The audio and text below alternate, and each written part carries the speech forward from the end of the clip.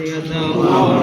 আল্লাহ অতীত জীবনে যত গুনাহ করেছি, ভুল করেছি, আল্লাহ গো তোমার কাছে লজ্জিত হয়ে হাত জোর করে ক্ষমা ভিক্ষা চাই। আল্লাহ আমাদের সকলকে তুমি মাফ করিয়া দাও।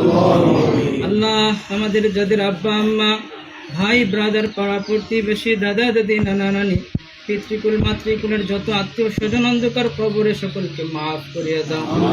কিয়ামত পর্যন্ত তাদের কবরের মাঝে তুমি শান্তির ফয়সালা করিয়া দাও।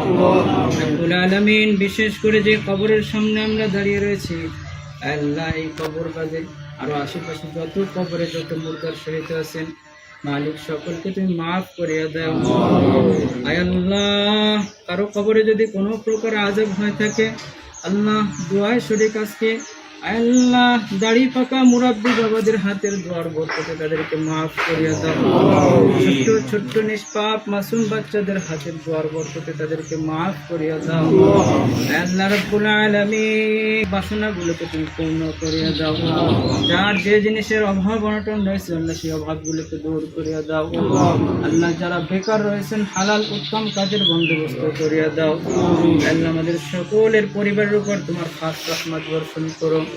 আসমানি জমিনে সমস্ত প্রকার বালা মুসিবত গুলোকে দূর করিয়া দাও।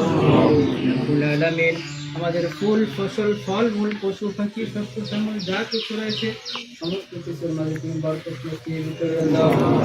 সাল্লাল্লাহু তাআলা আলা খায়রি খালকিহি মুহাম্মাদিন ওয়া আলিহি ওয়া আসহাবিহি আজমাইন। আমিন বিরহমাতিকা ইয়া আরহামার রাহিমিন।